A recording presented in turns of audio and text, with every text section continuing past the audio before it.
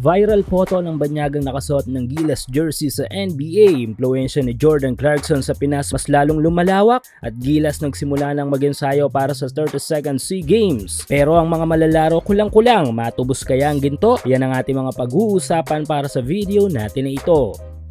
So sa ngayon ay nakapahinga ang ating NBA kababayan na si Jordan Clarkson dahil ngayon sa hindi naman seryosong injury. Ngunit good thing na rin ito upang mahipahinga ni JC kung ano man ang kanyang nararamdaman upang hindi ito maging problema sa pagsapit ng World Cup. Kahapon sa naging laban ng team nito na Utah Jazz at ng team ng LA Lakers ay nasa sideline lang si Clarkson at nakasibilyan kasama si Lauri Markkanen. Ramdam mo kung gaano kaliit ang tsansang manalo ng Utah sa laban na ito dahil wala ang dalawa sa kanilang best offensive tandem, habang solidong LBJ at Davis naman ang meron ng Lakers. Nito lang ay isang magandang senyales ang naging konsepto ng isang sikat na sports magazine sa buong mundo sa pagpapakilala ng mga roots ng dalawa sa mga best players ng Utah na si Clarkson at Markkanen. Nang masama sa pictorial ang pagdala nila ng kani-kanilang watawat ng bansang kanilang nire-representa. Si Laurie ay ang Finland habang si Clarkson ay ang Pilipinas. At dahil dito ay tila mas lumawak ang naging impluwensya ni JC sa pagbitbit ng Pinas sa NBA. Dahil may nagva-viral ngayon na larawan online na nakuhanan sa isang NBA game. Di lang tayo sure kung ang laban na ito ay sa laban ng Lakers at Utah, pero nakasuot ng Gilas Pilipinas jersey ang audience na ito. Isang patunay ng kasikatan at impluwensyang naibibigay ni Jordan Clarkson sa NBA. Kung kaya't mas nakikilala ang mga bagay na kanyang nire-representa, partikular na dito ang Pilipinas. Nakaka-proud kung iisipin, habang pagkadismaya naman para sa ilang mga kababayan natin na hindi pa rin matanggap si Clarkson bilang isang may dugong Pinoy. Anyway, suportahan natin si Clarkson at ang Utah Jazz sa NBA, tulad ng pagbibigay ng suporta ni Clarkson at ng kanyang kampo sa ating national team at sa ating bansa.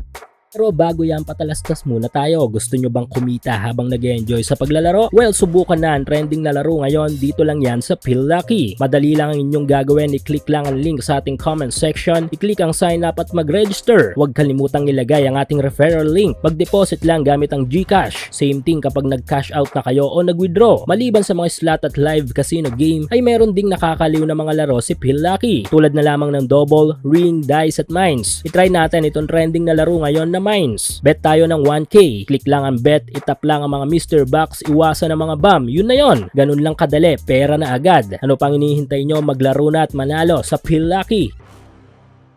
Samantala, balitang Gilas tayo. Sinimulan na ang ensayo ng ating national team para sa gaganaping 32nd Southeast Asian Games. Nagaganapin naman sa bansang Cambodia. Ito'y bahagi ng pagtubos ng Gilas sa naagaw na ginto ng bansang Indonesia sa nakaraang SEA Games. Masakit sa masakit kung iisipin kung kaya't nagbitaw na ng salita ang mismong pamunuan ng Gilas na SBP na wala nang idadahilan kapag hindi pa natin nakuha pabalik ang gintong medalya. Ngunit sa unang ensayo pa lang ay may abirya na tayong nasilip dahil ilan sa mga malalarong inaasahan na panggulat natin sa Indonesia ay wala sa ensayo. Tulad na lamang ni AJ Edu at Winston na nasa Amerika pa at si Michael Williams na hindi pa umattend sa ensayo. Ganun pa man ay present ang ating naturalized player na si Justin Noypi, mga Inhebra Boys, TNT Boys at ang tatlong college player na si Mason Amos at ang Phillips Brothers. Sa pagkakataong ito ay kailangan ng seryos at aktibong stratehiya ng Gilas kontra Indonesia. Mahirap na kasing madalawhan, hindi ba?